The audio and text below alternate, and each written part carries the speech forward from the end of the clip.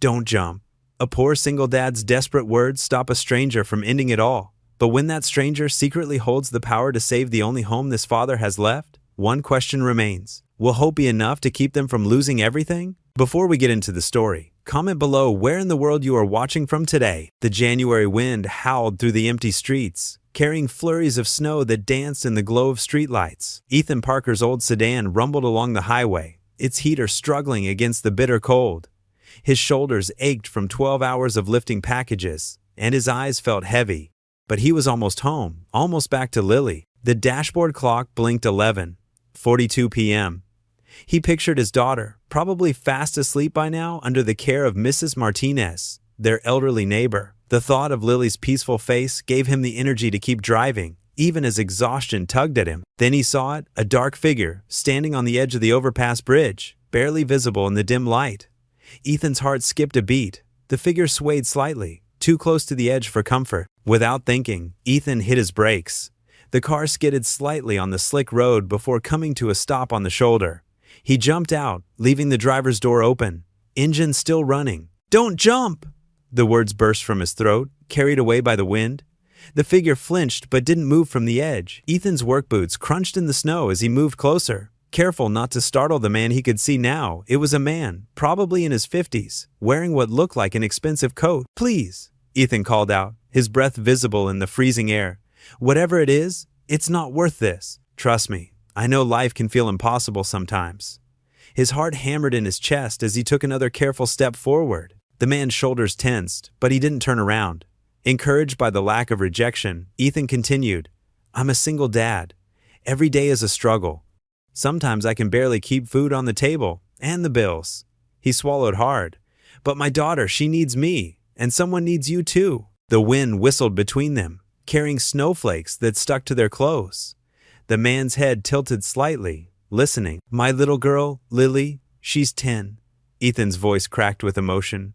"Every morning, no matter how tired I am, her smile makes it worth it. Even when I feel like I'm failing her, when I can't give her everything she deserves, she still looks at me like I'm her hero." The man's hands, gripping the railing, trembled visibly now.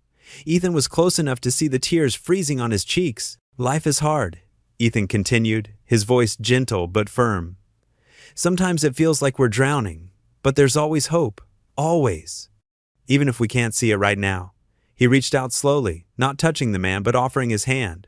"Please, step back. Let's talk about this." For a moment that felt like eternity, nothing moved except the swirling snow.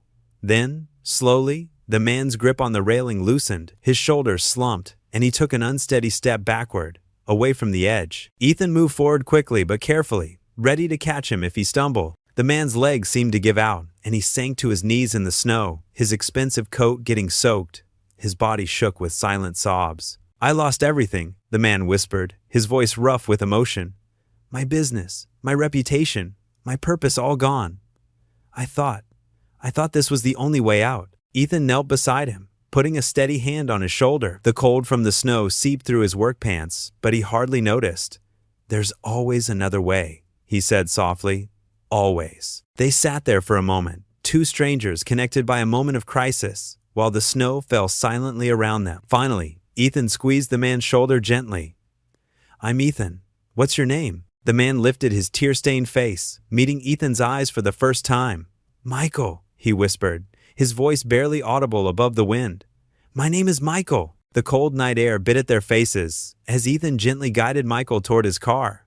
Michael hesitated, his worn dress shoes crunching in the snow. "I couldn't impose," Michael said, his voice barely above a whisper. His shoulders hunched against the wind, making his tall frame seem smaller. "It's not an imposition," Ethan replied firmly. "At least come have some coffee and warm up. Nobody should be alone on a night like this." Michael stood still for a moment, looking lost. His expensive coat, now wrinkled and stained, hung loosely on his frame. Finally, he gave a slight nod and followed Ethan to the car. The drive was quiet, except for the rhythmic swish of windshield wipers pushing away snowflakes. Ethan glanced occasionally at his passenger, noting how Michael's hands trembled slightly in his lap. "My daughter Lily might still be up," Ethan said softly as they pulled into the driveway of a small worn house. "She usually waits for me, even though she's supposed to be in bed." Inside, warm light spilled from the kitchen window.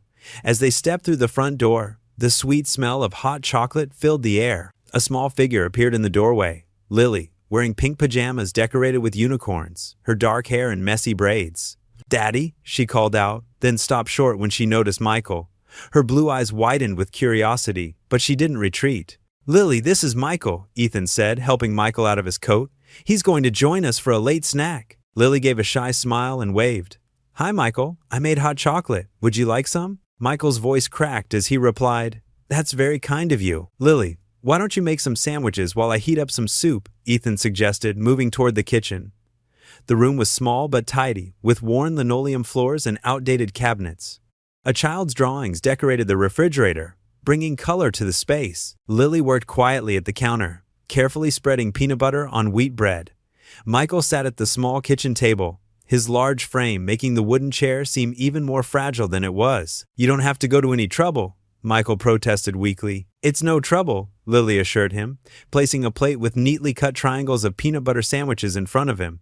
"Daddy always says sharing makes the food taste better." Ethan stirred a pot of tomato soup on the stove, adding a little extra water to make it stretch further. The kitchen filled with comfortable warmth and the smell of food. As they sat around the table, Michael stared at his soup bowl, his spoon moving listlessly through the red liquid. "I had a real estate development company," he said suddenly, his voice hollow. "Built it from nothing. Then the market crashed, and I made some bad decisions. Lost everything. My partners, my savings, my reputation." He swallowed hard. "I feel so useless now." Lily looked up from her sandwich with concern in her young eyes. Ethan set down his spoon and leaned forward slightly. "I understand feeling lost," Ethan said quietly. "After Lily's mom left, I could barely get out of bed some days. But Lily needed breakfast, needed to get to school. Those simple needs kept me going." Lily reached across the table and touched Michael's hand. "Daddy works really hard. Sometimes he has 2 jobs, but he always reads me a story at bedtime." Michael's eyes grew misty. "How do you keep going?" he asked Ethan. "One day at a time," Ethan replied, his weathered face showing both exhaustion and determination. "Some days are harder than others. The heating bill comes due, or Lily needs new shoes. But I keep faith that tomorrow might be better. And honestly, having Lily counting on me, it gives me purpose." "You're very lucky to have each other," Michael said softly. "We are," Ethan agreed, watching as Lily gathered the empty bowls. "And tonight, we're lucky to have company." After the dishes were done and Lily had been tucked into bed, Ethan made up the couch with clean sheets and their warmest blanket. It wasn't much. The blanket was worn thin in spots, and one corner had been patched, but it was offered with genuine kindness. Michael stood awkwardly in the small living room, looking at the second-hand furniture and the carefully mended curtains. Family photos lined one wall, showing Lily at different ages, always smiling beside her father. "Thank you," Michael whispered, his voice thick with emotion. "Not just for this, but for..." He gestured vaguely, unable to find words for everything he wanted to express. "Get some rest," Ethan said gently.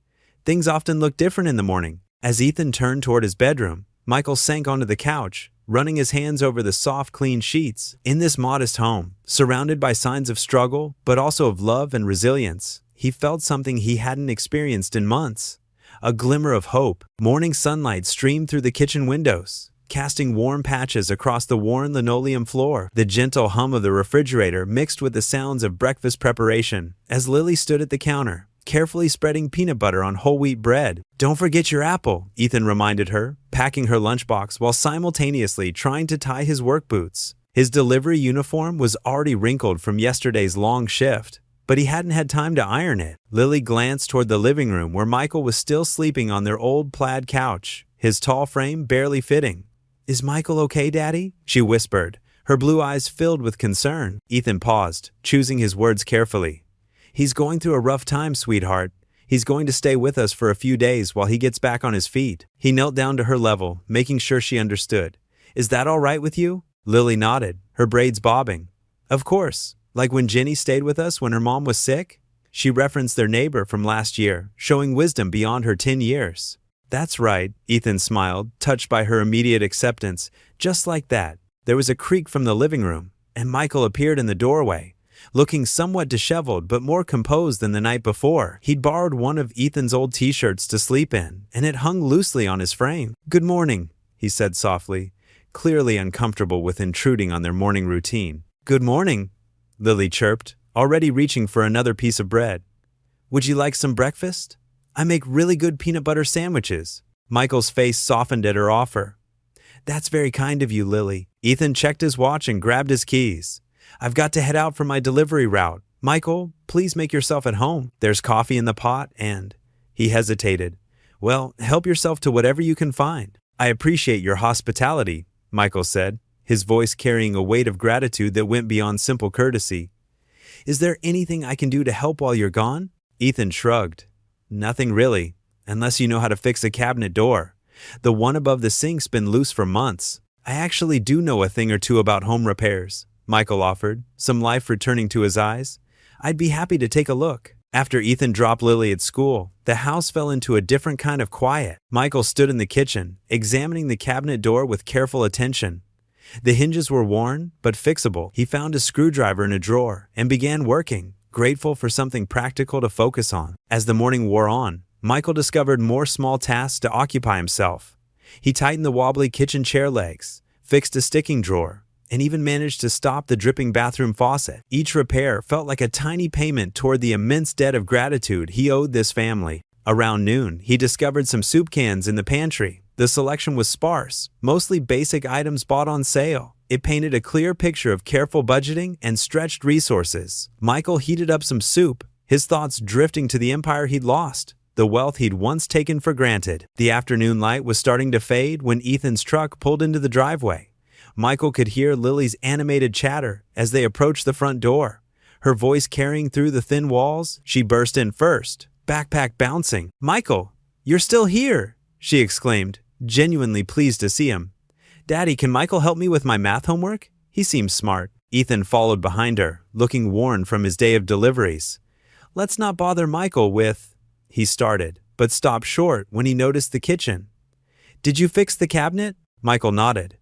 "And a few other things. It was the least I could do." "The chair doesn't wobble anymore," Lily discovered, testing it with delight. "I'll start dinner," Ethan said, clearly moved but trying to maintain normalcy. "Lily, homework first." "I'll check the mail," Michael offered, wanting to continue being useful. "No need," Ethan said, already heading toward the door. "I've got it." The last rays of sunlight painted the sky in shades of purple and orange as Ethan walked to the mailbox at the end of the driveway. The metal box creaked as he opened it, pulling out a small stack of envelopes.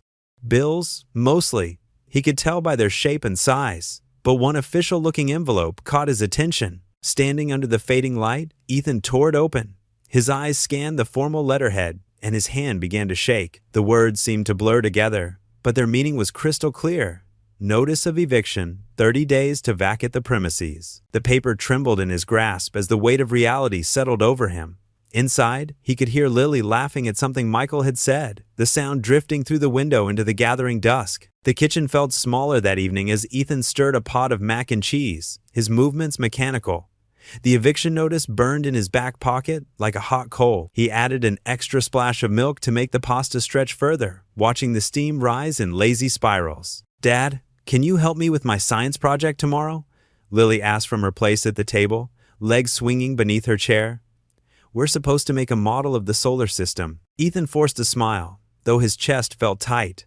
"Sure, sweetheart. We'll figure something out." Michael sat quietly at the table, his weathered hands wrapped around a coffee mug. His keen eyes tracked Ethan's tense shoulders, the way he kept checking his phone, the slight tremor in his hands as he served dinner. "I got an A on my spelling test today," Lily announced proudly, stabbing at her macaroni with enthusiasm.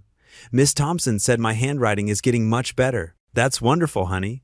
Ethan's voice caught slightly, and he quickly took a sip of water. Michael leaned forward, engaging Lily. "What was the hardest word to spell?" "Necessary," Lily replied, wrinkling her nose. "But I remembered it has one collar and two sleeves. That's how you spell it, right?" "That's clever," Michael said warmly, though his concerned gaze kept drifting to Ethan. The meal continued, with Lily's cheerful chatter filling the silence. She told him about recess games and lunch trades, while Ethan pushed food around his plate, barely eating. Michael noticed how Ethan's eyes would sometimes go distant, glazing over with worry before he'd snap back to attention when Lily addressed him directly. "Time for bed, kiddo," Ethan said when Lily's plate was empty. "Don't forget to brush your teeth." "Can I read one more chapter of my book first?" Lily pleaded. Just one, Ethan agreed, managing a genuine smile as she hugged him goodnight. I'll come tuck you in soon. After Lily disappeared down the hall, silence settled over the kitchen like a heavy blanket. The only sounds were running water as Michael washed dishes and Ethan packed away leftovers, their movements careful and quiet. When Ethan returned from tucking Lily in, Michael was drying his hands on a dish towel. The kitchen was clean, but the tension remained thick in the air. Want to tell me what's wrong? Michael asked softly. Ethan's shoulders slumped. He reached into his back pocket and pulled out the crumpled notice, smoothing it against the table with trembling fingers. Got this today, he said, voice rough. 30 days to get out. Michael picked up the paper, reading it carefully. The formal language was cold and impersonal. Notice to vacate. Failure to receive timely payment. Property sold. New ownership requires immediate possession. I'm 3 months behind on rent, Ethan admitted, sinking into a chair. Been trying to catch up, picking up extra shifts when I can. But between Lily's medications and the car repairs last month, he ran a hand through his hair. I thought I could make it work. I really did. Michael set the notice down carefully. Have you talked to the landlord? Maybe worked out a payment plan? Called him right after I got this. He said his hands are tied. Property's already been sold. Ethan's laugh was hollow. Funny thing is, I always told Lily that if we worked hard enough, everything would be okay. Now, I don't know how to keep a roof over her head. The admission seemed to drain what little energy Ethan had left. He slumped forward, elbows on the table, head in his hands. She loves her school, her friends. This is the only home she's known since her mom passed, and I'm about to take it all away from her. Michael stood perfectly still, watching this man who had, just the night before, talked him back from the edge of despair. The same man who had opened his home despite having so little to share. Now, Ethan sat defeated at his own kitchen table, the weight of failure crushing his spirit. The sound of Lily's voice drifted from down the hall as she read aloud to herself, the innocent melody of it making Ethan's shoulders shake slightly. Michael's hands clenched around the eviction notice, his mind racing back to the overpass. He remembered the bitter wind, the dizzying height, the absolute certainty that he had nothing left to live for. Then Ethan's voice had cut through the darkness, offering hope when Michael thought he was beyond saving. Looking around the modest kitchen with its mismatched chairs and carefully mended curtains, Michael felt something shift inside him. This home might be small and worn, but it was filled with love. The kind of love that made a tired father stop for a stranger, that made a little girl set out sandwiches for someone she'd never met. His eyes fell on Lily's spelling test, stuck to the refrigerator with a magnet, her neat handwriting promising better things to come.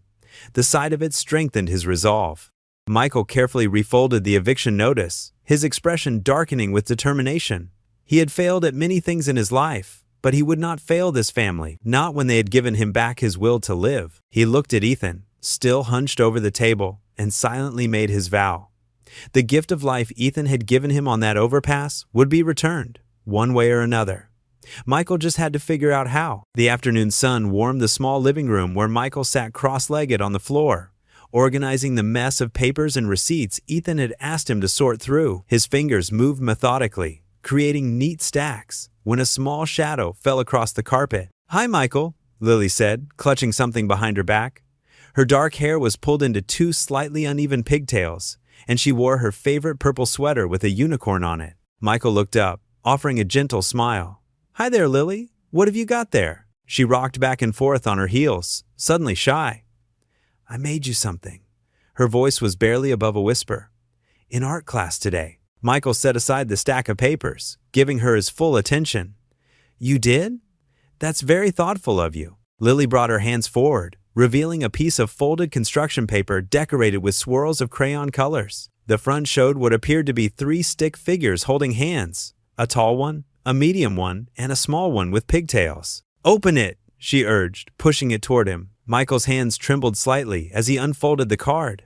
Inside, in careful child's handwriting surrounded by hearts and stars, were the words, "You matter. God sent you to us." The simple message hit him like a physical force.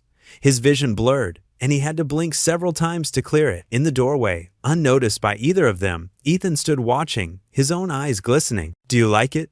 Lily asked, her face full of hope. Michael opened his arms, and Lily rushed into them without hesitation. He held her close, this precious child who saw worth in him when he'd forgotten how to see it himself. "I love it," he managed to say, his voice rough with emotion. "Thank you, sweetheart." From the doorway, Ethan cleared his throat softly. Hey, kiddo, why don't you show Michael that board game you were talking about earlier? I've got to head to work soon. Lily bounced up, excitement replacing her earlier shyness. Oh yes, do you like Candyland, Michael? It's my favorite. I haven't played in years, Michael admitted, carefully setting the card on the coffee table. You'll have to teach me. While Lily ran to get the game from her room, Ethan stepped into the living room. You okay with watching her tonight? My shift runs until 11. Of course, Michael said, still trying to compose himself. We'll be fine. Ethan nodded, his eyes falling on the card. She has a way of seeing right through to the heart of things, doesn't she? She's special, Michael agreed softly. You've done an amazing job with her, Ethan. Before Ethan could respond, Lily returned with the game box. Found it. Can we play now? I've got to head out, sweetie, Ethan said, checking his watch. Be good for Michael, okay? Bedtime's at 8:30. Lily hugged her father tightly.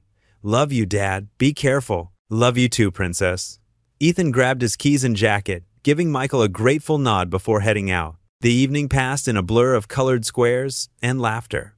They played 3 rounds of Candyland, and Michael found himself genuinely enjoying the simple pleasure of the game. Lily proved to be an enthusiastic teacher, explaining all her strategies for reaching the Candy Castle first. Uncle Michael, it's your turn, she said, pushing the cards toward him. Michael's heart squeezed at the casual way she'd bestowed the title. He drew a card, moving his piece to the next blue square.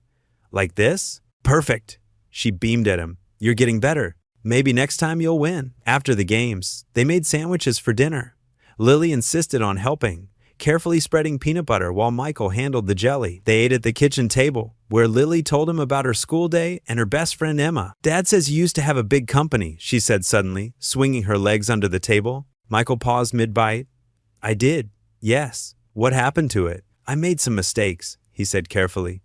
Sometimes grown-ups make bad choices, even when they're trying their best. Lily considered this, taking a thoughtful bite of her sandwich. That's okay.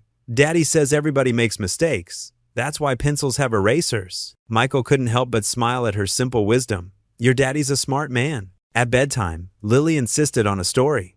Michael found himself making up a tale about a brave little girl who helped a lost knight find his way home. She drifted off before he reached the ending, her breathing deep and even. Later, sitting alone in the quiet living room, Michael picked up Lily's card again. The crayon colors seemed to glow in the soft lamplight. His fingers traced the words, remembering the pure intention behind them. You matter, he whispered, echoing the words that had pierced his darkness. God sent you to us. He thought about the night on the overpass, how close he'd come to ending everything. If Ethan hadn't stopped, if he hadn't shown such kindness to a stranger, if this little girl hadn't opened her heart to him. Looking at the card one more time, Michael's voice was barely audible in the quiet room. Maybe I still have a purpose. The aroma of butter and vanilla filled the small kitchen as Saturday morning sunlight streamed through the window above the sink. Ethan stood at the stove, expertly flipping a golden brown pancake while Lily perched on a step stool beside him, her eyes wide with concentration as she stirred the batter. Can I flip the next one, Dad? Lily asked, her pigtails bouncing with excitement. Sure, Princess. Just remember what I taught you. Wait for the bubbles before you flip. Ethan slid the finished pancake onto a growing stack on a chipped blue plate. At the kitchen table, Michael sat with the morning newspaper spread out before him, a red pen in hand. His reading glasses perched on the end of his nose as he carefully circled listings in the classifieds. The sound of his pen scratching against the paper mixed with the sizzle of batter hitting the hot griddle. Look, Bubbles! Lily pointed at the cooking pancake, practically vibrating with anticipation. Okay, steady now. Ethan handed her the spatula, his hands hovering nearby as she attempted the flip. The pancake landed half-folded, but Lily beamed with pride. I did it, she declared, turning to Michael.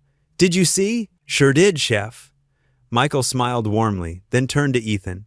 Hey, when you get a minute, I'd like to run some ideas by you. Ethan's shoulders tensed slightly, but he kept his voice light for Lily's sake.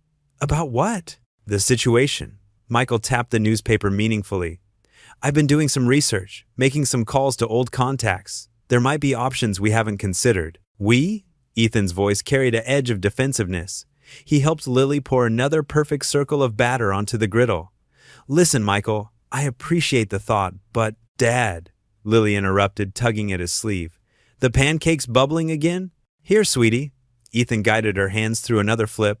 This one more successful than the last? Beautiful job. Michael set down his pen and pushed his glasses up. Ethan, I know you're proud, but sometimes accepting help isn't about charity, it's about strategy. You helped me when I needed it most. Let me at least share what I know. Lily looked between the two men, her young face showing wisdom beyond her years. Daddy always says 2 heads are better than 1 when I have trouble with my homework. A small smile tugged at Ethan's mouth despite himself. Using my own words against me, huh? Smart kid you've got there, Michael said, his eyes twinkling. Ethan sighed, his resistance softening. All right, after breakfast, we can talk. Lily clapped her hands, accidentally flicking pancake batter onto her cheek.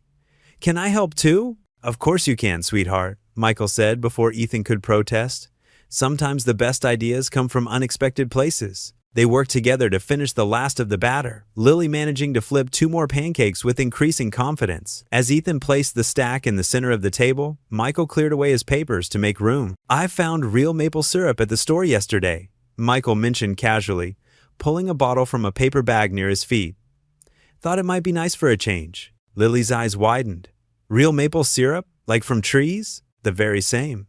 Michael handed her the bottle, showing her how to open it. You didn't have to do that, Ethan said quietly, but there was gratitude in his voice. I wanted to. Michael passed around plates. Consider it my contribution to our Saturday morning. As they settled in to eat, Lily insisted on pouring the syrup herself, carefully creating tiny pools on each pancake. The first bite brought appreciative sounds from everyone. These are the best pancakes ever, Lily declared, syrup already sticky on her chin. They really are, Michael agreed, catching Ethan's eye. Your dad's quite the cook. Mom taught him. Lily said matter-of-factly, making Ethan pause mid-bite. But instead of the usual pain that accompanied mentions of his late wife, he felt a gentle warmth at the memory. She did, he confirmed softly. She always said pancakes taste better when they're made with love. Then that's why these are so good, Lily nodded sagely, because we all made them together. Michael reached for another pancake, his movements deliberate as he spoke. That's what I'm trying to say about the eviction situation, Ethan. Sometimes things work better when we tackle them together. Ethan looked at his daughter, happily drowning another pancake in syrup, then at Michael, whose face showed nothing but sincere concern and friendship. The weight that had been crushing his chest since receiving the notice seemed to lighten, just a fraction. Maybe you're right, he admitted, surprising himself with the words. Does this mean we get to be like detectives? Lily asked excitedly, looking for clues to solve the problem. Michael chuckled. Something like that. Your dad and I will look at all the possibilities, and you can be our creative consultant. What's a consultant? Lily's forehead wrinkled in confusion. It means you're part of the team, Ethan explained, reaching over to wipe syrup from her chin. And you know what? I think we make a pretty good team already. Lily beamed, looking between the two men. Like with the pancakes. Exactly like with the pancakes, Michael agreed, raising his coffee mug in a mock toast. To Team Parker. To Team Parker, Lily echoed, lifting her glass of milk with such enthusiasm that it nearly spilled. Ethan found himself laughing, really laughing, for the first time since the eviction notice arrived. The sound seemed to surprise all of them, but it broke something loose in the room. Soon they were all sharing stories and jokes, the kitchen filled with a kind of warmth that had nothing to do with the morning sun or the cooling stack of pancakes. Looking at his daughter's syrup-stained smile and Michael's relaxed posture, Ethan felt something he'd almost forgotten. Hope. It was small, just a flicker, but it was there. Maybe, just maybe, they would find a way through this after all. The early morning air bit through Ethan's jacket as he loaded boxes into his delivery van. His breath came out in white puffs, his fingers stiff from the cold. Michael stood nearby, clipboard in hand, helping to organize the day's route. If we plan this right, Michael said, marking the map with efficient precision, we can hit all these stops before noon. That leaves the afternoon for that moving job I found on the community board. Ethan nodded, grateful but uncomfortable with the help. You don't have to come with me, you know. These delivery runs aren't exactly exciting. I want to help. Michael's voice was firm. Besides, 2 pairs of hands move boxes faster than one. They worked in companionable silence, loading the last of the packages. The sun was just beginning to peek over the horizon when Ethan heard the front door open. Lily bounded down the steps, wrapped in her winter coat, clutching a shoebox. Look what I made. She opened the lid, revealing dozens of colorful friendship bracelets woven from embroidery thread. Mrs. Johnson next door taught me how. She says I can sell them for $2 each. Ethan's heart squeezed. Honey, you don't have to. I want to help too, Dad. Lily's determination mirrored his own. Mrs. Johnson says I can set up a table in front of her house after school. She'll watch me and everything. Michael knelt beside her, examining a bracelet. These are really good, Lily. You've got quite a talent there. She beamed at the praise, then hugged Ethan tight. Don't worry, Dad. We're all working together. After dropping Lily at school, Ethan and Michael tackled the delivery route. Between stops, they discussed options, made calls, and filled out assistance applications during lunch breaks. Michael's business experience proved invaluable as he helped Ethan navigate the complicated paperwork. There's a program that helps with utility bills, Michael explained, showing Ethan a form on his phone. And I found a food bank that could help stretch the grocery budget. Ethan gripped the steering wheel tighter. I've never needed. Everyone needs help sometimes, Michael cut in gently.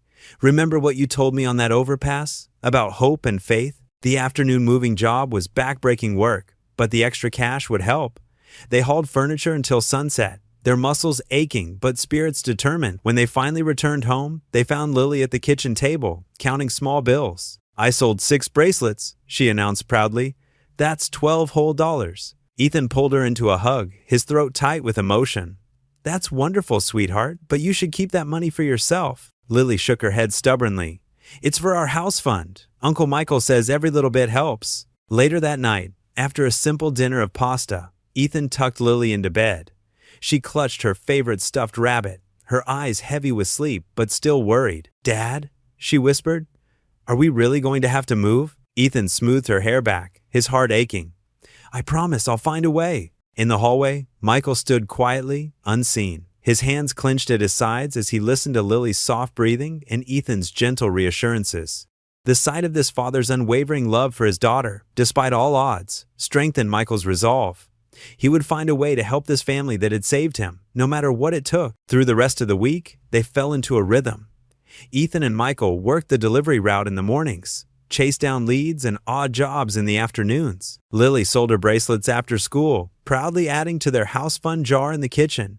Each small victory, each dollar saved, felt like a step toward hope. Michael watched Ethan push through exhaustion day after day, never complaining, always managing a smile for Lily.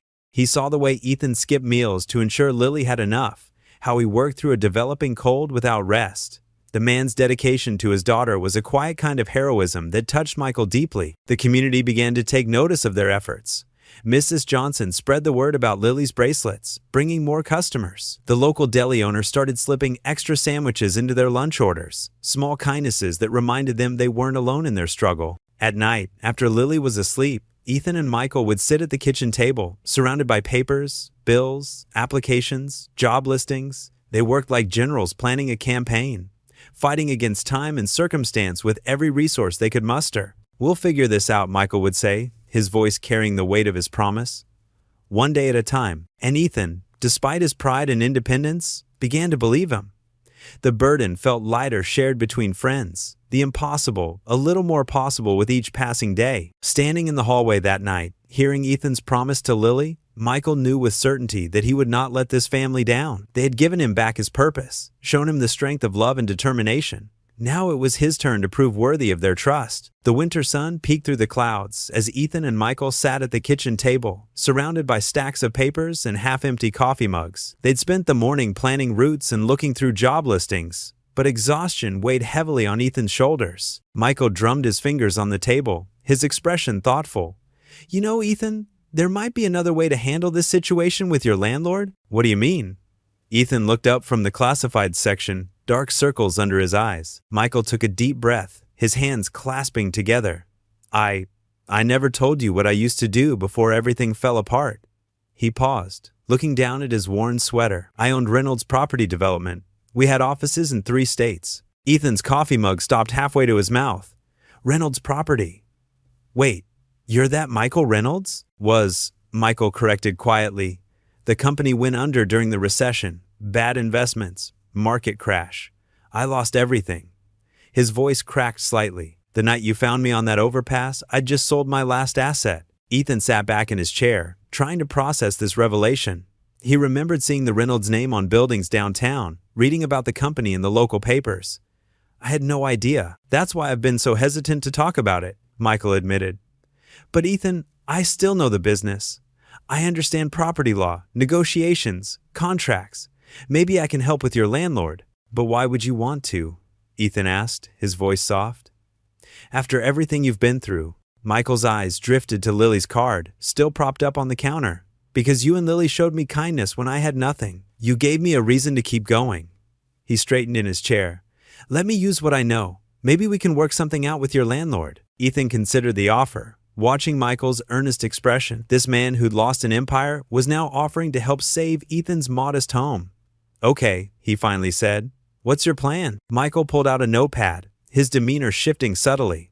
Despite his worn clothes, Ethan could now see glimpses of the businessman he'd once been. First, we need to understand your rental history, payment records, any improvements you've made to the property. Then we'll prepare a proposal. They spent the next hour gathering documents. Ethan pulled out folders from a kitchen drawer, showing years of on-time rent payments and careful maintenance of the house. Michael took detailed notes, occasionally nodding. This is good, he said, reviewing the papers.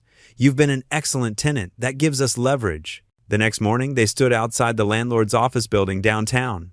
Ethan tugged at his collar, wearing his best shirt, the one he usually saved for parent-teacher conferences. Michael wore a borrowed tie from Ethan, his posture straight and professional despite his circumstances. Remember, Michael said quietly as they waited in the lobby, let me do most of the talking. I know how to speak their language. The landlord's secretary led them into a stark office where Mr. Harrison, a thin man with steel gray hair, sat behind an imposing desk. He barely looked up from his computer. Mr. Parker, he said flatly, I received your message about wanting to discuss the eviction notice. Michael stepped forward, extending his hand. Mr. Harrison, I'm Michael Reynolds, here as Mr. Parker's advisor. We'd like to propose some alternatives to eviction. Harrison's eyebrows raised slightly at the name, but his expression remained cold. Reynolds? From Reynolds Property? The same, Michael acknowledged, not flinching from the recognition.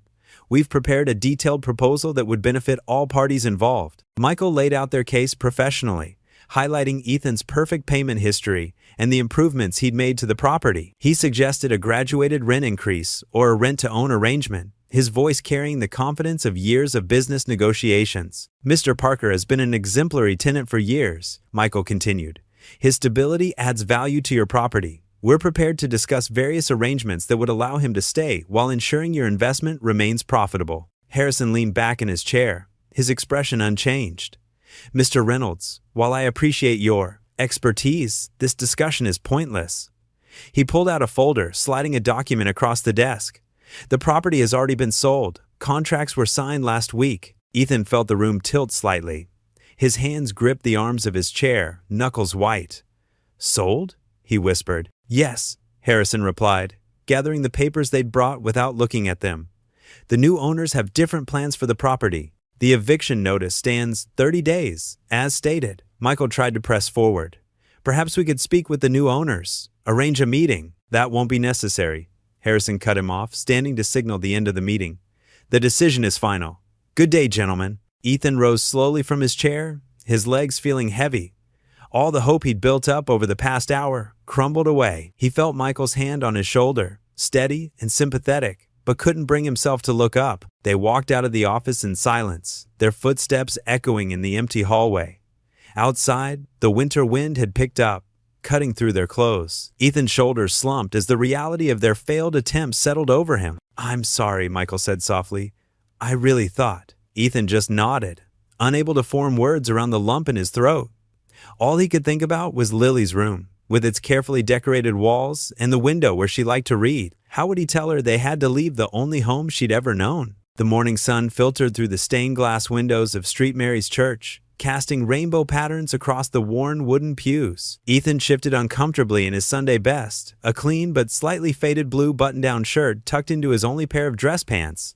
Beside him, Lily sat in her favorite polka-dot dress, her legs swinging beneath the pew. Daddy, why are we here again? She whispered, tugging at his sleeve. Mrs. Thompson from next door recommended us to her church for something, Ethan explained quietly, still unsure himself about the details. Their elderly neighbor had been insistent they come this morning, her eyes twinkling with a secret she wouldn't share. Michael sat on Lily's other side, looking more at ease in the church setting despite his own worn clothing. He'd been staying with them for nearly 2 weeks now, and somehow his presence had become a comfort rather than an obligation. Reverend Adams, a tall man with kind eyes and silver hair, stepped up to the pulpit. Today, We gather not just as a congregation, but as a community that celebrates acts of kindness and faith in action. Ethan's attention drifted slightly as the Reverend spoke about community service and helping others. His mind was still on the eviction notice, on the mounting bills, on all the what-ifs that kept him awake at night. And now, Reverend Adams continued, his voice warming, I'd like to share a story that exemplifies the spirit of the Good Samaritan. He gestured toward their pew. Would Ethan Parker and his daughter Lily please come forward? Ethan froze. Lily looked up at him with wide eyes, while Michael gave him an encouraging nod.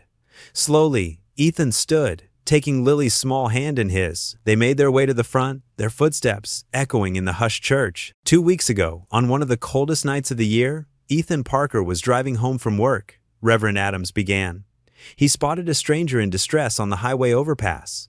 Despite his own struggles as a single father, despite his exhaustion from a long day's work, Ethan stopped. He reached out to this stranger with compassion and kindness. Ethan's cheeks flushed as he realized Michael must have shared their story. He glanced back at his friend, who sat with tears in his eyes. But Ethan didn't stop there, the Reverend continued.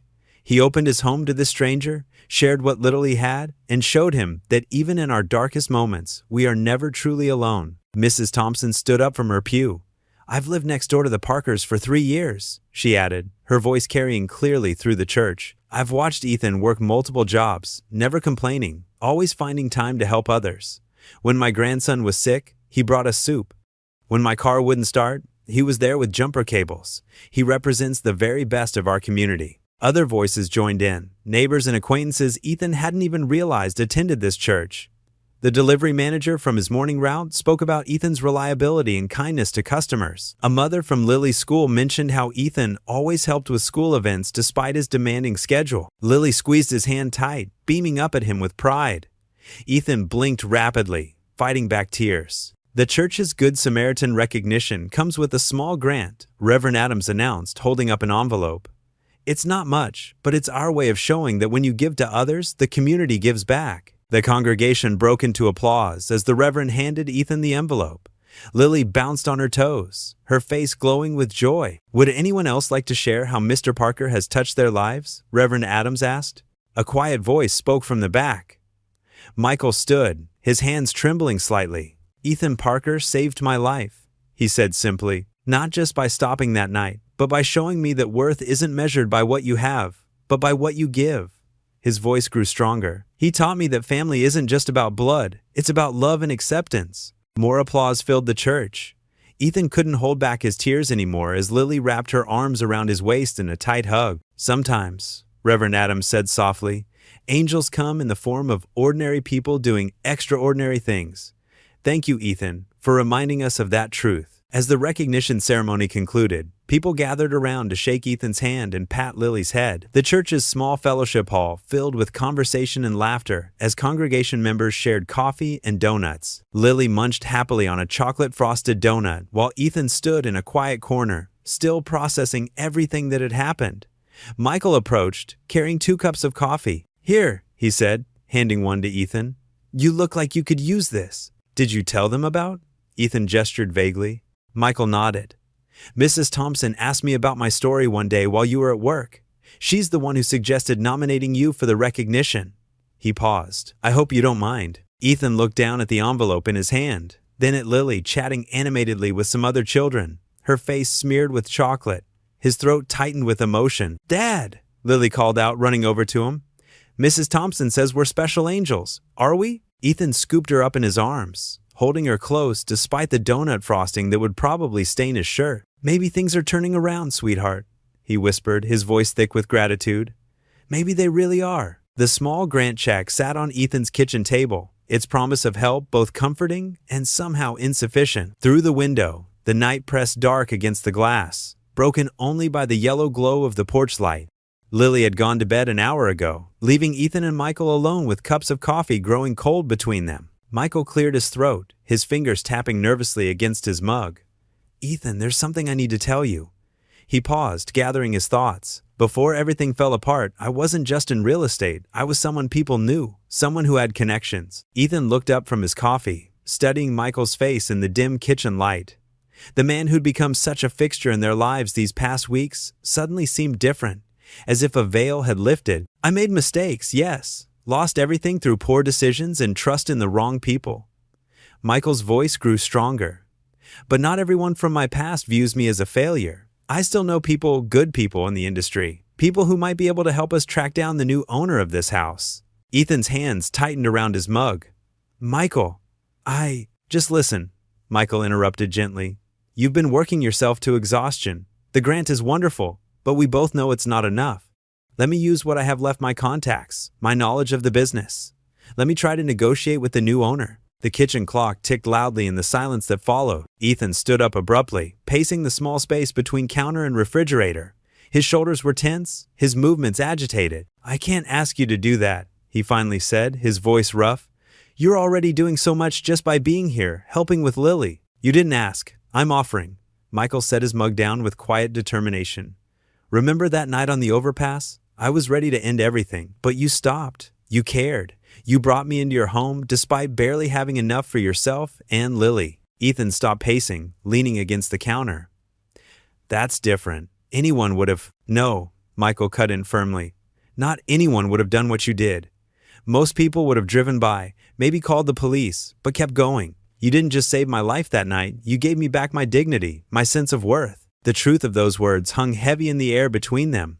Ethan remembered that bitter cold night, the desperation in Michael's eyes, so similar to what he saw in his own mirror now. I know it's hard for you to accept help, Michael continued softly. But this isn't charity, Ethan. This is friendship. This is family. Ethan's breath caught at that last word. He looked down the hallway toward Lily's room, where her newest drawing hung on the wall, 3 stick figures holding hands labeled Dad, me, and Uncle Michael. Michael stood up, approaching Ethan carefully. You saved me. Let me save you. The simple statement hit Ethan like a physical force. He remembered Lily's words from her card to Michael. God sent you to us. Maybe there was truth in that childlike wisdom. Maybe sometimes help came in unexpected ways, through unexpected people. I don't even know what you could do, Ethan admitted, his resistance beginning to crack. The house is already sold. Every sale has conditions, contingencies, possibilities, Michael explained, his old expertise showing through. Let me at least try to find out who bought it. Maybe we can work something out, a lease agreement, a rent-to-own situation. There are always options if you know where to look. Ethan rubbed his tired eyes. The weight of these past weeks, the constant worry about Lily's future, the exhaustion of working multiple jobs, it all pressed down on him. And here was Michael, offering not just help, but hope. You really think you can help? He asked quietly. Michael's face softened with understanding. I know I can try. That's all I'm asking for, a chance to try. The kitchen fell silent again, but this time it was a different kind of silence. Not the heavy quiet of desperation, but the gentle pause before a decision. Finally, Ethan straightened up. He looked at Michael, really looked at him, and saw not the broken man from the overpass, but someone who had found new purpose, someone who had become family. Okay, Ethan said simply, extending his hand. Okay, let's try. Michael grasped Ethan's hand firmly, the handshake sealing more than just an agreement. It was a moment of trust, of friendship, of two men acknowledging that sometimes the strongest thing you can do is accept help when it's offered. We'll start first thing tomorrow, Michael said, his voice thick with emotion. I promise you, Ethan, we'll figure this out together. Ethan nodded, his own eyes suspiciously bright.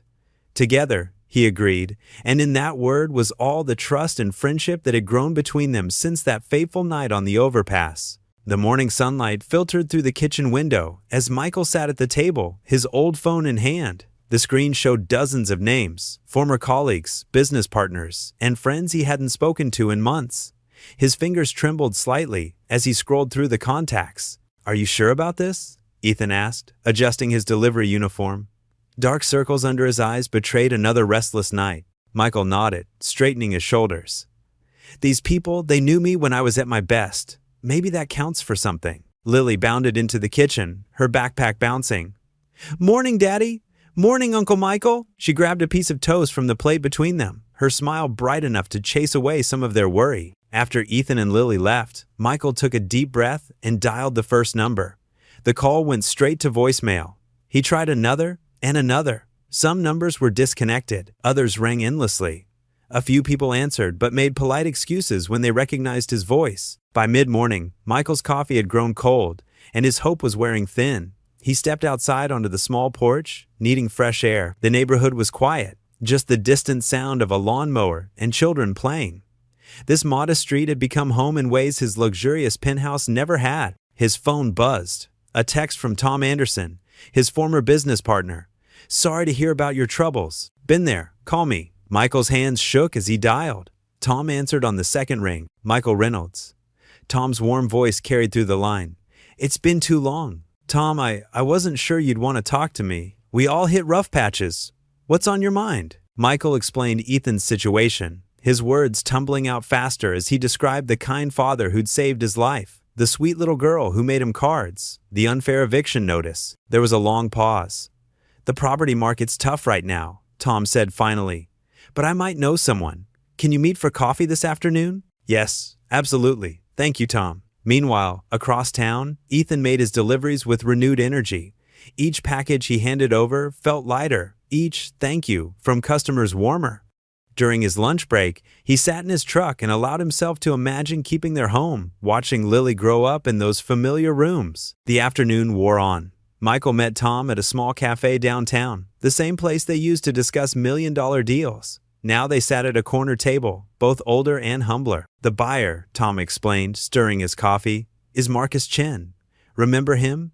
He always respected how you handled that difficult development project back in 19. Michael's eyes widened. "Marcus? I thought he'd retired." "Semi-retired. Still dabbles in property investment. He might be willing to work something out, especially given the circumstances." Back at home, Lily knelt beside her bed for her nightly prayers. Her stuffed animals sat in a row, a loyal audience. "Dear God," she whispered, "please help Daddy keep our home. And thank you for sending us Uncle Michael. He makes Daddy smile more." She climbed into bed just as Ethan came to tuck her in. "Did you say your prayers, sweetheart?" "Uh-huh. I asked God to help us stay here." Ethan's throat tightened as he pulled the blanket up to her chin. "That's good, honey. That's real good." After kissing her goodnight, Ethan sat in the living room, watching the clock. Michael had been gone for hours. The house felt emptier without him, as if his presence had somehow filled spaces Ethan hadn't known were vacant. At last, headlights swept across the front window. Ethan's heart jumped as he heard familiar footsteps on the porch. The door opened, and Michael stepped inside, his face tired but his eyes bright. "Tom Anderson met with me today," Michael said, settling into the armchair. A small, hopeful smile played at the corners of his mouth. "I think I may have found a path forward." Ethan leaned forward, hardly daring to breathe.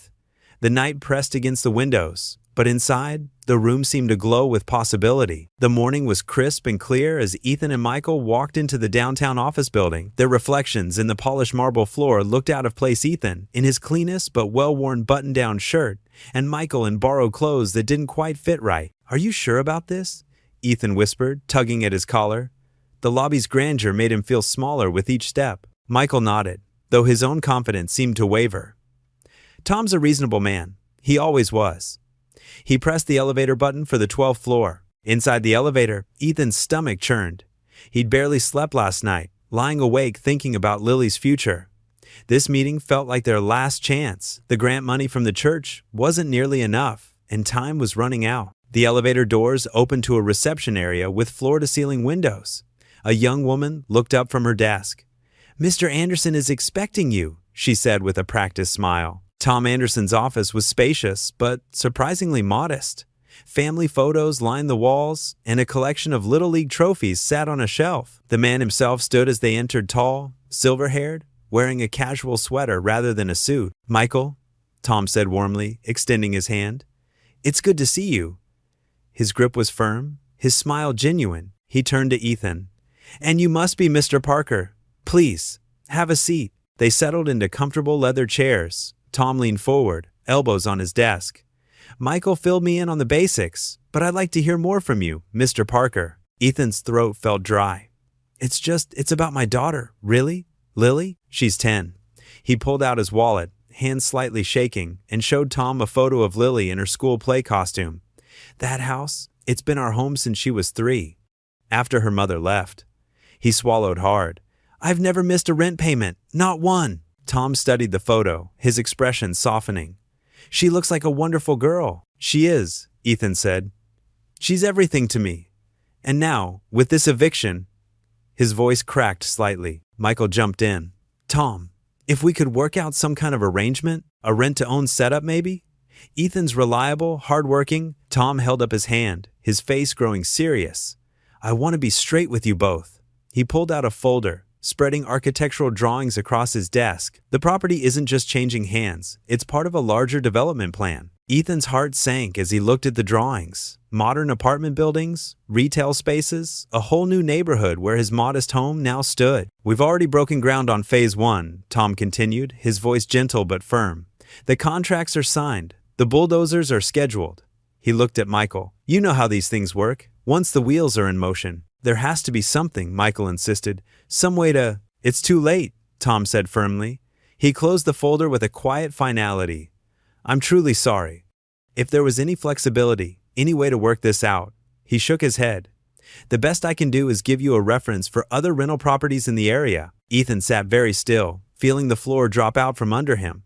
The room seemed to blur at the edges. He was vaguely aware of more conversation, Michael arguing, Tom explaining something about zoning laws and contracts, but it all sounded distant, like he was underwater. The walk out of the building passed in a haze. Michael kept talking, suggesting other options, making plans, but Ethan barely heard him. At the bus stop, Michael tried to put a hand on his shoulder, but Ethan shrugged it off. I need to walk, he said quietly. Clear my head. Let me come with you. No. Ethan's voice was hollow. I need to be alone right now. The 3-mile walk home felt like 300. Each step was heavy, each breath painful. The late afternoon sun cast long shadows across the sidewalk, and Ethan watched his own shadow stretch and shrink as he passed under trees and buildings. He thought about Lily's room, with its butterfly wallpaper they'd put up together one weekend. The height marks on the kitchen doorframe, tracking her growth. The backyard where she'd learned to ride her bike. All of it would be gone, reduced to rubble under those bulldozers. When he finally reached their street, the sight of their little house hit him like a physical blow. Lily was sitting on the porch steps, homework spread around her, face lighting up as she spotted him. Daddy! She jumped up, papers scattering. How did it go? Can we stay? Ethan tried to speak, but his throat closed up. He looked at his daughter, his brave, beautiful girl who deserved so much more than he could give her, and something inside him finally broke. His knees gave out, and he sank onto the steps. Sobs tore from his chest, harsh and raw. I'm so sorry, baby, he choked out. I'm so sorry. I tried everything. Lily's arms wrapped around his neck, small and warm. Daddy, don't cry, she whispered, but he couldn't stop. I failed you, he sobbed, holding her close. I promised to take care of you, and I failed. The setting sun painted their little porch in shades of gold and shadow as father and daughter clung to each other, their world crumbling around them. The next morning, Ethan woke to an empty couch. Michael's borrowed blanket was neatly folded, placed on the cushions with careful precision. The sight made Ethan's stomach twist with worry. Uncle Michael? Lily called out, padding into the living room in her sock feet. She clutched her favorite stuffed rabbit, eyes scanning the quiet house. Where is he, Daddy? Ethan swallowed hard, forcing a smile. He probably just went for a walk, sweetie. Let's get you ready for school. But as he packed Lily's lunch, peanut butter and jelly with the crust cut off, just the way she liked it, dread settled in his chest like a heavy stone. The memory of that night on the overpass flashed through his mind. Michael's despair had been raw, real. What if the disappointment of failing to help had pushed him back to that dark place? The first day crawled by. Ethan checked his phone between deliveries, hoping for a message. Nothing. That evening, he drove past the overpass, heart pounding as he scanned the walkway. Empty. Maybe he left a note somewhere, Lily suggested at dinner, pushing her macaroni around her plate. Like a treasure hunt? Maybe, sweetheart. Ethan couldn't bring himself to dash her hopes, even as his own faded with each passing hour. The second day was harder. Lily's questions became more worried, her usual bounce missing from her step. Did we do something wrong, Daddy? Is that why Uncle Michael left? No, baby. Sometimes. Ethan struggled to find the right words. Sometimes grown-ups need time to figure things out. It's not your fault at all. That night, after tucking Lily in, Ethan sat at the kitchen table, surrounded by bills. The eviction notice seemed to mock him from its place on the refrigerator, held by a chipped magnet shaped like a sunflower one Lily had made in art class. 23 days left. The numbers on the overdue notices blurred as exhaustion and worry took their toll. 3 days turned to 4.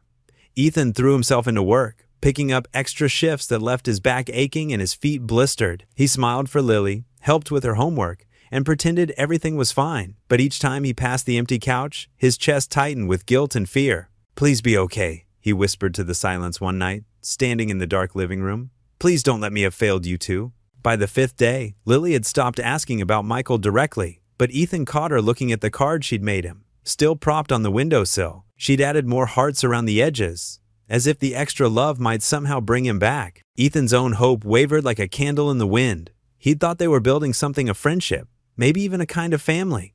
Had it all been as fragile as morning frost? The sixth day brought rain, heavy drops that matched Ethan's mood as he trudged through his deliveries. Each package felt heavier than the last, weighed down by worry and regret. Should he have done more? Said more?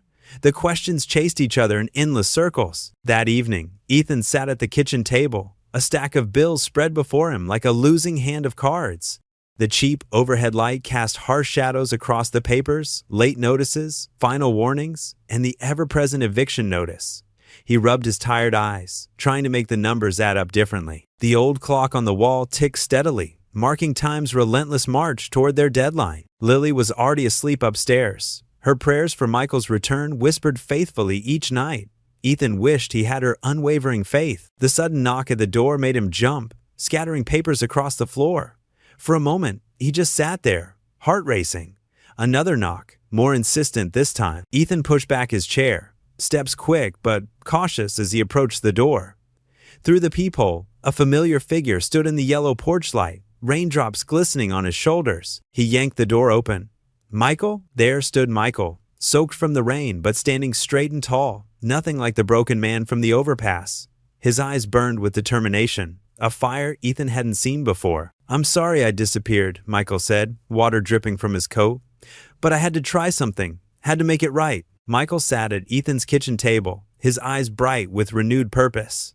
"I've been digging, making calls. The property buyer, it's David Chin. We used to work together years ago, before everything fell apart." Ethan leaned forward, gripping his coffee mug tightly. "You know him?" "Better than that. We were partners on several developments back in the day." Michael ran a hand through his disheveled hair. "David was always different from the others, honest, compassionate. Even when my company went under, he never spoke badly of me." Lily peeked around the corner, still in her pajamas, her eyes wide at seeing Michael back. He smiled and waved her over. She rushed to hug him, burying her face in his sweater. "We missed you, Uncle Michael," she whispered. "I missed you too, sweetheart." Michael's voice cracked slightly, "But I had to try something, and maybe it wasn't all for nothing." Ethan watched them, his throat tight. The past few days without Michael had been darker than he'd expected, the absence of their newfound friend weighing heavily on them both. "So what happens now?" David agreed to meet us tomorrow at the corner cafe downtown. Michael gently patted Lily's back as she continued to cling to him. 9 o'clock. He remembers me, Ethan. He's willing to listen. That night, after Lily went to bed, Ethan paced the living room. Michael watched from the couch, now spread with fresh blankets that Lily had insisted on arranging herself. "What if it doesn't work?" Ethan finally asked, voicing his deepest fear. "I can't get her hopes up again just to—" "Then we try something else," Michael interrupted firmly. "But David's different. Trust me on this." The next morning dawned gray and cool. Ethan stood in front of his closet, staring at his limited selection of clothes. He finally chose his one decent button-down shirt, the one he saved for parent-teacher conferences, and his least-worn pair of jeans. Mrs. Rodriguez from next door had agreed to watch Lily before school. As they walked over, Lily squeezed Ethan's hand. "It's gonna be okay, Daddy. I prayed extra hard last night." The corner cafe sat on a busy intersection, its windows steamy with warmth against the morning chill. Michael was already waiting outside, wearing a borrowed tie from Ethan that seemed incongruous with his worn jacket. "Ready?" Michael asked, straightening his shoulders. Ethan nodded, not trusting himself to speak. Together, they pushed through the cafe's door, a small bell announcing their arrival. David Chin sat in a corner booth, a laptop open in front of him. He was younger than Ethan had expected, perhaps in his early 40s, with kind eyes behind stylish glasses. He stood as they approached, immediately reaching out to grasp Michael's hand. "Michael Reynolds," David said warmly. "It's been too long, David." Michael's voice held a mix of respect and hope. "Thank you for meeting us." They settled into the booth, ordering coffee from a passing waitress. Ethan's hands trembled slightly as he wrapped them around the warm mug. "So," David began, looking between them, Michael tells me there's a situation we need to discuss. Michael nodded, leaning forward. David, this is Ethan Parker. He's been renting the property on Maple Street that your company recently acquired. Ah, yes. David pulled up some files on his laptop. The development project. We're planning to renovate several properties in that area. Ethan's heart sank, but Michael pressed on. Ethan's been there for 5 years, never missed a rent payment until recently. He's a single father, works multiple jobs to provide for his daughter. David's eyes shifted to Ethan, assessing but not unkind. Tell me about your daughter, Lily. Ethan said softly. She's 10. That house, it's the only home she's ever known. She has her height marks on the kitchen door frame, her favorite reading spot under the bay window. He trailed off, emotion threatening to overwhelm him. And how do you know Michael? David asked, his expression thoughtful. Ethan glanced at Michael, who nodded encouragingly. I found him on the overpass about 2 weeks ago. He was having a rough time. I couldn't just drive by, so I stopped, talked to him, brought him home for dinner. Even though you were struggling yourself? David raised an eyebrow. Sometimes helping someone else helps you too, Ethan said simply. David sat back, studying them both. His fingers drummed lightly on the table as he considered. After what felt like an eternity, he leaned forward again. Michael was one of the most honest men I ever worked with, he said slowly. When his company failed, he could have done what others did, hidden assets, declared bankruptcy, left his creditors hanging. Instead, he sold everything he had to pay what he could. It cost him dearly, but he did the right thing. Michael looked down at his coffee, his expression pained at the memories. And now, David continued, here he is, fighting just as hard for you, Mr. Parker. That tells me something about both of you. He turned to his laptop, typing quickly. The development plans aren't set in stone. We could modify them, perhaps work out an arrangement. He looked up, meeting Ethan's desperate gaze. Maybe we can work something out. David Chen studied the documents spread across the cafe table, his fingers drumming thoughtfully against his coffee cup. The morning crowd bustled around them, but in their corner booth, time seemed to stand still. The property has good bones, David mused, looking up at Ethan. And you've been maintaining it well, from what I can see. Ethan nodded, his throat tight. Yes, sir. I do all the repairs myself. Changed the water heater last spring, fixed the garage door mechanism. Please, just David. He smiled, pushing his glasses up. And that's exactly the kind of tenant, or should I say homeowner, I like to work with. Michael leaned forward slightly, his eyes hopeful. Then you'll consider it? David closed his laptop, folding his hands on top of it. I've reviewed the financials Michael sent over. While the property was initially marked for development, there's no reason we can't restructure this arrangement.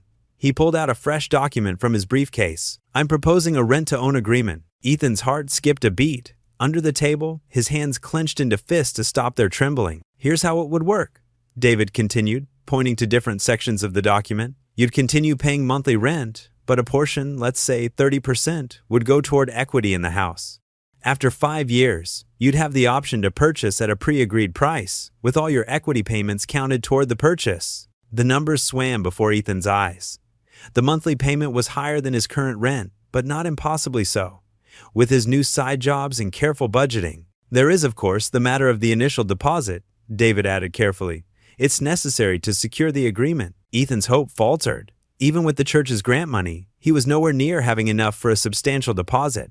He opened his mouth to speak, but Michael cut in smoothly. I'd like to cover the deposit, Michael said, his voice steady. As an investment in a friend. Ethan turned to him, stunned. Michael, no, that's too much. I can't. You can, and you will. Michael's eyes were firm but kind. Consider it a business arrangement if it makes you feel better. I'm investing in property with someone I trust completely. He smiled slightly. Besides, where else am I going to find such comfortable couch accommodations? David watched this exchange with interest, a small smile playing at his lips. That would certainly solve our immediate concerns. He pushed the agreement closer to Ethan. Take it home, read it carefully. Have a lawyer look it over if you'd like. But I think you'll find the terms fair. The waitress appeared with fresh coffee, and Ethan wrapped his hands around the warm mug, trying to ground himself in the moment. It felt surreal, like a dream he might wake from at any second. I don't know what to say, he managed finally. Say you'll think about it, David suggested kindly. Though I should mention, he glanced at Michael with a knowing look. Your friend here has been quite persistent on your behalf. Called me 3 times before I agreed to this meeting. Michael looked slightly embarrassed. I might have been a bit determined. The Michael Reynolds I remember always was. David gathered his things, standing. I have another meeting, but take the weekend to review everything. My contact information is on the first page. He extended his hand to Ethan. I look forward to doing business with you, Mr. Parker. After David left, Ethan and Michael sat in silence for a long moment. The morning sun had broken through the clouds, sending warm rays through the cafe windows. Around them, the breakfast crowd thinned as people hurried off to work. Michael, Ethan finally said, his voice rough with emotion. I can't let you pay that deposit. It's too much. You didn't let me jump that night, Michael replied quietly. You didn't let me give up when I had nothing left. You gave me a home when I was lost. He pulled out his checkbook, an old-fashioned gesture that somehow felt right for the moment. The night you saved me, you gave me back my life. Now it's my turn. He wrote out the check with steady hands, the amount making Ethan's eyes widen. This isn't charity, Michael continued. This is me believing in you, the way you believed in me. It's an investment in our future, yours, Lily's, and yes, mine too, if you'll have me around. Ethan stared at the check, then at the agreement. His vision blurred slightly. Lily's going to be over the moon, he whispered. She's been so scared, though she tries not to show it. She's strong, like her father.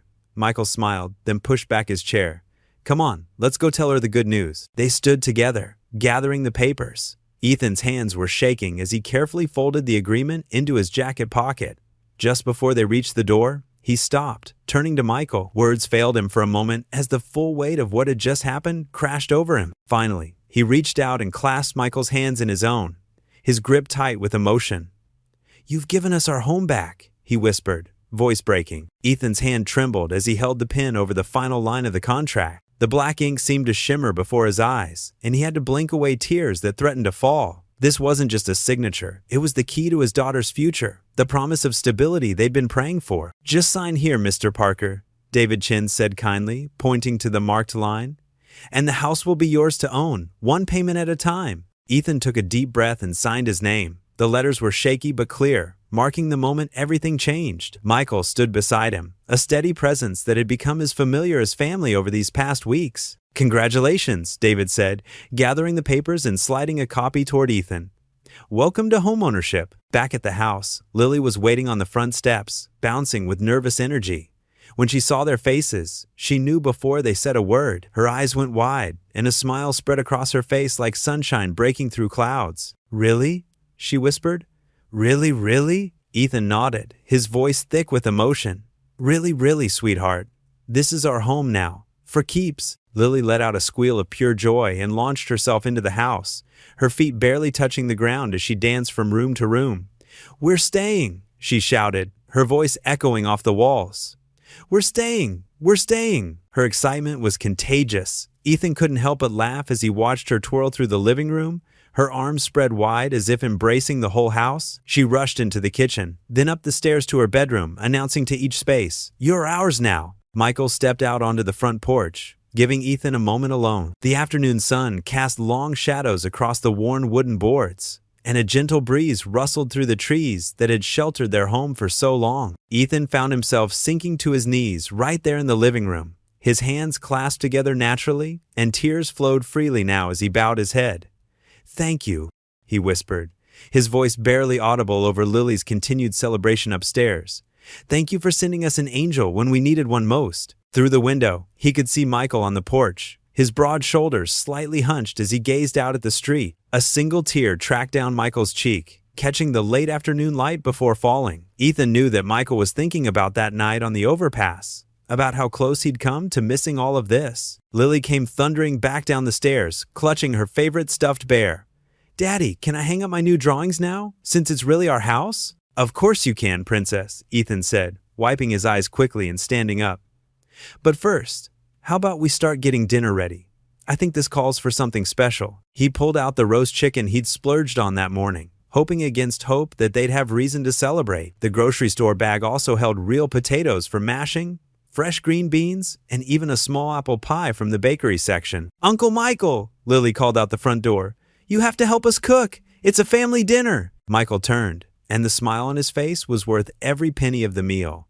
He came back inside, rolling up his sleeves. Well, I make pretty good mashed potatoes, if I do say so myself. They worked together in the small kitchen, bumping elbows and laughing as they prepared the feast. Lily insisted on setting the table with their fancy plates, the ones that didn't have any chips in them.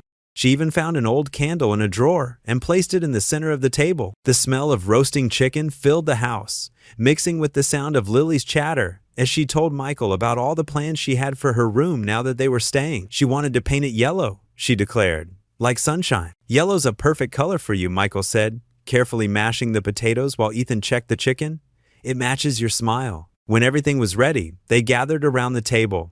The chicken was golden brown, the potatoes were creamy white, and the green beans added a splash of color to their plates. Lily's candle flickered in the center, casting a warm glow over their faces. Before they ate, Lily reached out and took both Ethan's and Michael's hands. "Can I say grace?" she asked. "Of course," Ethan said softly. "Dear God," Lily began, her small voice clear and sure. "Thank you for letting us keep our house. Thank you for sending us Uncle Michael. And thank you for making us a family. And thank you for this yummy chicken. Amen." "Amen," Ethan and Michael echoed, their voices rough with emotion. The food tasted better than any fancy restaurant meal. They passed dishes back and forth, their plates piled high with second helpings. Lily told stories about school between bites, and Michael shared memories of learning to cook from his grandmother. Ethan just sat back sometimes, watching them, his heart so full it felt like it might burst. This was what home felt like. Not just the walls and roof, but the love and laughter that filled the spaces between them. The way Lily's eyes sparkled in the candlelight, the sound of Michael's deep chuckle at her jokes, the knowledge that tomorrow, and all the tomorrows after, they would still be here, together. "Who wants pie?" Ethan asked when the dinner plates were nearly clean. "Me?" Lily's hand shot up. "Can we eat it in the living room, please?" Ethan pretended to think about it. "Well, I suppose this is a special occasion." They carried their dessert plates to the living room, settling onto the old couch that had seen better days, but now felt like the most comfortable place in the world. Lily squeezed between Ethan and Michael, balancing her pie carefully as she snuggled in. The apple pie was sweet and warm, the crust flaky and perfect. Outside, the sky was turning purple with sunset, casting long shadows through the windows. But inside, in their home, their forever home, everything was bright and golden with joy. The early February sun streamed through the kitchen windows, casting a warm glow across the worn linoleum floor. Michael stood at the sink, his sleeves rolled up as he washed the breakfast dishes. The simple routine had become familiar, comfortable, like he'd always been there. "Uncle Michael," Lily's voice rang out from the living room. "Can you help me with my science homework after this?" "Sure thing, kiddo," Michael called back, a smile spreading across his face. The title, Uncle, still made his heart swell every time he heard it. Ethan watched from the doorway, sipping his morning coffee. The sight of Michael, once a stranger on that cold overpass, now moving so naturally through their home, filled him with a quiet joy. The man who'd been ready to end it all just weeks ago now hummed softly while doing dishes, looking more alive with each passing day. "Dad, look what I made in art class!" Lily bounded into the kitchen, holding up a piece of construction paper. Her pigtails bounced with excitement as she presented her masterpiece. Ethan set down his coffee cup and knelt to examine the drawing. 3 figures stood hand in hand in front of a simple house, one tall with brown hair, another with graying temples, and a smaller figure with yellow pigtails. Above them, written in careful letters, "My family." Michael dried his hands and came closer, his breath catching as he saw himself included in the picture. Lily had even drawn his favorite blue sweater, the one he wore most days. "That's us," Lily explained proudly, pointing to each figure. "See? There's you, Daddy, and there's Uncle Michael, and that's me. And that's our house, the one we get to keep forever now." Ethan wrapped an arm around his daughter's shoulders, unable to speak for a moment. Michael cleared his throat, clearly fighting his own emotion. "It's beautiful, sweetheart," Ethan finally managed. "You captured us perfectly." The next few days fell into a comfortable rhythm. Michael helped Lily with her homework each afternoon, explaining fractions with patient determination. His business experience translated surprisingly well into teaching math, and Lily's understanding grew with each lesson. In the evenings, they shared simple meals around the kitchen table. Sometimes Michael cooked, proving himself handy with a skillet. Other times, Ethan prepared his mother's old recipes, filling the house with familiar aromas that made it feel even more like home. One afternoon, Ethan came home from his delivery route to find Michael and Lily in the backyard. They had cleared away dead branches and were planting a small vegetable garden for spring. "We can grow tomatoes here," Michael was saying, gesturing to a sunny spot. "And maybe some herbs along the fence." "Can we plant flowers too?" Lily asked, bouncing on her toes. "Yellow ones, like sunshine?" "Of course we can," Michael assured her. "This is your home now. We can make it beautiful." That evening, after Lily had gone to bed, Ethan found an old picture frame in the hall closet. He carefully dusted it off, thinking how perfect it would be for Lily's drawing. The frame had belonged to his grandmother, its simple wooden edges worn smooth with age. Michael helped him clean the glass, both men working in comfortable silence. When they were finished, Ethan carefully positioned Lily's artwork inside, making sure it was perfectly centered. "You know," Michael said softly, "when you found me that night, I thought I had nothing left to live for." He touched the glass gently, tracing the outline of the figures Lily had drawn. "I never imagined I'd find a family." Ethan gripped Michael's shoulder. "Sometimes the best families are the ones we choose," he said, "or the ones that choose us." Together, they found the perfect spot on the living room wall, right where the afternoon sun would catch it, making the colors glow. Ethan hammered a nail with careful precision, then stepped back to let Michael help him hang the frame. The drawing looked right at home there, as if the wall had been waiting for it all along. The three figures seemed to smile out at the room, their crayon-drawn hands linked in an unbreakable chain. "Perfect," Michael whispered. Ethan nodded, his throat tight with emotion. Who would have thought that one act of kindness on a cold January night would lead to this? That by reaching out to save a stranger, he would end up saving his own family too? The framed drawing watched over their living room, like a promise made permanent, a reminder that sometimes the most precious gifts come disguised as moments of crisis, and that family isn't always about blood, but about the hearts that choose to beat in harmony together. The spring evening wrapped around them like a soft blanket, warm and gentle after the harsh winter they'd endured. Ethan, Michael, and Lily sat on the front porch steps of their modest home, watching as the sky painted itself in brilliant strokes of orange and pink. The air carried the sweet scent of newly bloomed flowers from Mrs. Henderson's garden next door. Lily sat between the two men, her small legs swinging back and forth as she pointed at the clouds.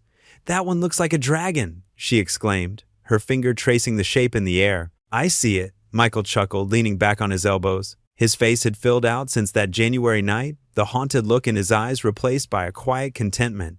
"And there's one that looks like a castle." Ethan watched them both, his heart full. The past few months had transformed their lives in ways he never could have imagined. The house that had once felt like a burden now truly felt like home, filled with laughter and shared meals and homework sessions at the kitchen table. A cool breeze rustled through the newly leafed trees, carrying the distant sound of children playing in the neighborhood. Ethan's mind drifted back to that bitter winter night, when he'd spotted a lone figure standing on the edge of the overpass. The memory made him shiver, despite the warm evening air. "I still remember driving home that night," Ethan said softly, his voice barely above a whisper. "I was so tired from my shift, but something made me look up at just the right moment." Michael's expression grew thoughtful. He reached over and squeezed Lily's shoulder gently. "I remember hearing your father's voice cutting through the darkness. I was in such a dark place, but his words, they reached something in me I thought was dead." Lily looked between them, her young face serious. She knew pieces of the story, carefully edited for her age, but she understood enough to know that something important had happened that night. "I'm glad you listened to Daddy," she said, leaning against Michael's arm, "because now you're part of our family." Michael's eyes glistened in the fading light. "That night you saved me," he said, looking at Ethan. "And in saving me, you saved yourself too." Ethan nodded, understanding the truth in those words. His act of kindness that night had set in motion a chain of events that had secured their future. The house that had almost slipped through their fingers was now slowly becoming their own, thanks to Michael's connections and guidance. "I remember how cold it was," Ethan continued, wrapping an arm around Lily. "But I just kept talking, saying anything I could think of. I told you about Lily, about hope, about how life can surprise you when you least expect it." "You were right," Michael said, his voice thick with emotion. "Life did surprise me. Instead of an ending, I found a beginning." The sunset had deepened now, painting the sky in deeper purples and blues. A few early stars had begun to twinkle overhead. The streetlights flickered on, casting warm pools of light along their quiet street. Lily yawned and snuggled closer between them. "Can we have hot chocolate?" she asked, her eyes already growing heavy. "Even though it's spring?" "Why not?" Ethan smiled. "Special occasion, right?" "What's the occasion?" Lily asked, perking up slightly. "Being together," Michael answered simply. Being family, they sat in comfortable silence for a moment, watching as more stars appeared in the darkening sky. The evening air had grown slightly cooler, but none of them wanted to move just yet. These quiet moments together had become precious to all of them. "You know what I've learned?" Ethan said, looking at his daughter and the man who had become like a brother to him. "Family isn't about blood. It's about love." Lily curled up between them, her head resting against Ethan's shoulder while her feet pressed against Michael's leg. The three of them sat there, bound together by something stronger than circumstance or genetics, bound by choice, by love, by the simple act of reaching out to help another human being. The night settled around them, peaceful and secure, full of promise for all the tomorrows yet to come. What would you do if you were in their place? Comment your answer below, and let's see how you'd rewrite the ending. If you enjoyed the story of Ethan Parker, I handpicked the next story that you will enjoy. Please don't miss this one. Click here to watch it.